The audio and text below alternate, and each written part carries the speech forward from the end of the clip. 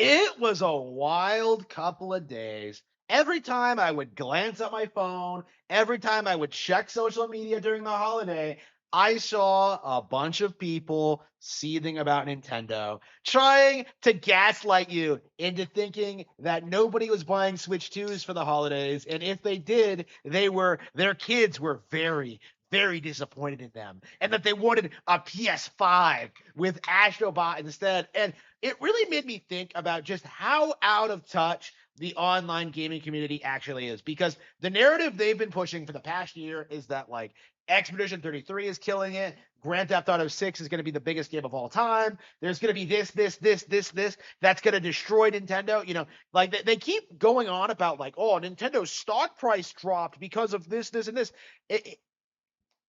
Everything they're talking about is just a gigantic cope. Like Grand Theft Auto 6 is not going to destroy Nintendo. Like the sales are not going down. The Switch 2 is a huge success, and everybody who owns one is very much enjoying it.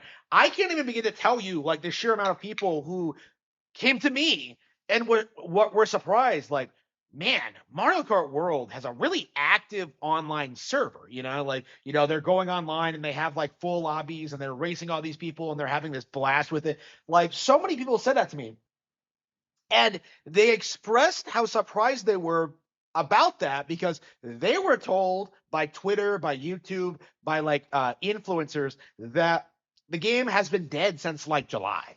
Okay, because that's been a big narrative for the longest time, is that Mario Kart World was this huge failure, nobody liked it, and that it was like some huge like epic disaster, and that 8 Deluxe was better. It was a gigantic cope right out the get go. And all that Cope managed to do was just keep people believing it up until the holidays, when people like bought the game.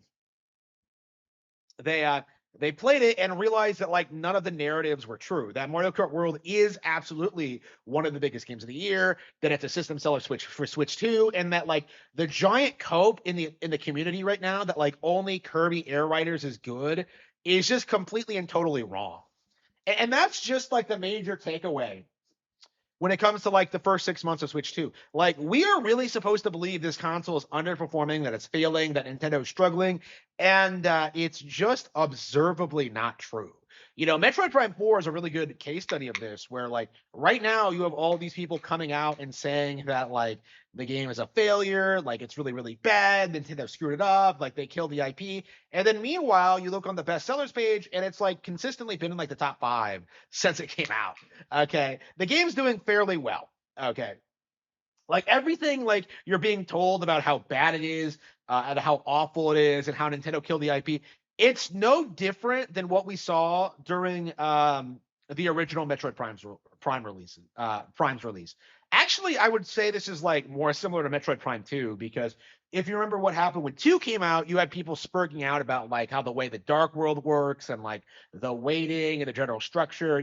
Like people forget like how much everybody hated Prime 2 when it first came out. And what happens after Prime 4 came out is that people went back to Prime 2 and really, really liked it. And that's just the problem, I think, that a lot of these people are going to have, right? Like, they can't downplay these games long term, is the phenomenon we've been seeing since the 90s, honestly. Because, I grew up during that period where everyone was screaming about the GameCube and how it was like this kiddie console and how nobody liked it. And now it's the only console that anybody remembers positively, because it was so much better, because it had variety, because it actually like challenged gamers. Like, it's kind of shocking, seeing how Resident Evil 4 has aged so much better than Metal Gear Solid 3. Right. It's remarkable seeing just how much better GameCube games are than the competition. And like the list of like classic GameCube games is getting longer all the time. I recently finished Tales of Symphonia, which is great. I'm playing through Baten Kaido's Origins right now, which is one of my all-time favorite games. Um, I'll be doing Eternal Wing soon, like Wario World, I'm going to play for the first time. Like all of these were games that were downplayed and ignored when they first came out, but have this very dedicated following today, right? Um, at this point, like it is basically completely impossible to pretend that the Switch 2 has no game. Like it's honestly completely impossible because when you look at the Switch 2 launch, you had like what upgrades to original Switch 1 games. You had ports of third-party games. You had new Nintendo releases. Like when you take all that into consideration, like why exactly would you not enjoy the Switch 2? Like every excuse, every cope I've heard is just kind of trying to deny reality. This idea that like, oh, I've already played that. They have not. I'm not interested in that. They have no idea what the thing is. They sit there and say that like I'd rather play it on PC when the games aren't available on PC. You see this all the time from the community, and it feels like we're in the era where the pretendo narrative, like the Nintendo hate cope, it is on the decline in the sense where certain people like eat up the anti-Nintendo news and like regurgitate it and make it sound like it's like true and honest and like it's an actual like genuine reaction to Nintendo's place in the industry right now. But in reality, like more and more people are looking at these kind of conversations, the people behind them, and they're starting to realize that like, wait a minute, I can't trust what Nintendine has to say about Nintendo. I can't trust what Arlo says about Metroid Prime 4. I can't listen to someone like Andre Segers because his voice is so annoying. You're seeing more and more people start to realize that all of these big major players in like the Nintendo YouTube space are completely unreliable sources of information. And that is how it ends. This is how I became Harmon Smith, was because, I would go on IGN, I would like, look at their review scores and I would see them like go like, oh, like Mad World, it's a 9 out of 10 because it's a Wii game with blood in it and it's really violent and like, completely like, let's completely ignore that game is like 3 hours long and it's mid compared to Bayonetta. Let's ignore like you know, how basic it is, like how there are just so many better games on the same console. Like there were like the only reason that game got any kind of attention was because of like, oh, my mature games for mature gamers. And like we're seeing the same phenomenon with countless other games.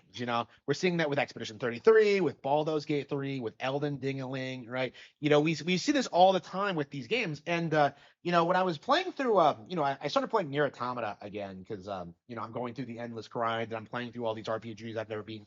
um I'm playing Nier Automata again, and I'm kind of talking about like how lousy this game is and how it's shit and how nobody likes it.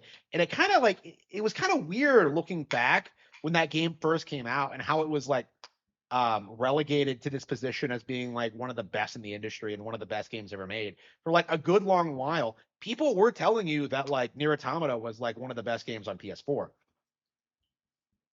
Keep in mind that like Breath of the Wild came out around the same time, Arms came out around the same time. You know, so many like Mario Odyssey would come out at the end of the year. Like even like something like Persona 5, I think has had more long-term relevancy than and Yakuza 0 have had more long-time relevancy than Nier Automata.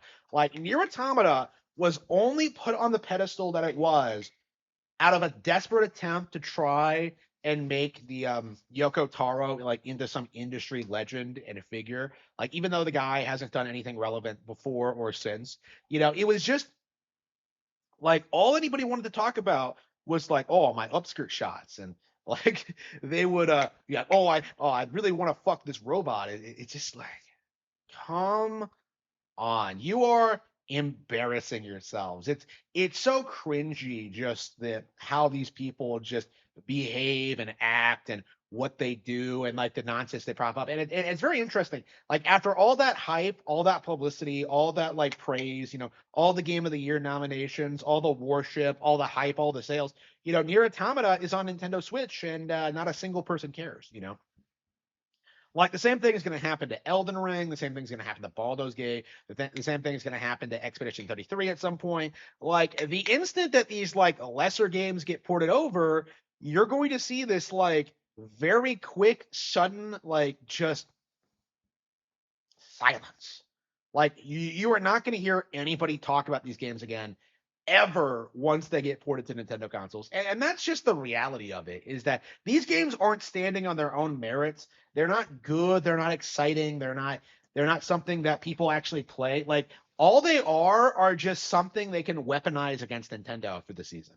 And that's what we're seeing more and more often with Expedition 33, which is just a Mario and Luigi knockoff, which rips off plot aspects from Xenoblade Chronicles 3. Like there are just so many better Nintendo games out there. There's no reason to bother with Expedition 33. There's no reason to bother with Elden Ring.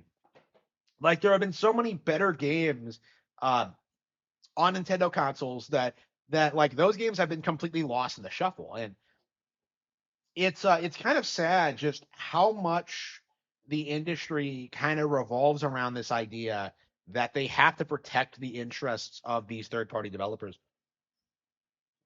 They have to go to bat for them. They have to worship them while downplaying way better games like Metroid Prime 4, or Kirby Air Riders, or Pokemon Legends ZA, all of which are way better than Expedition 33.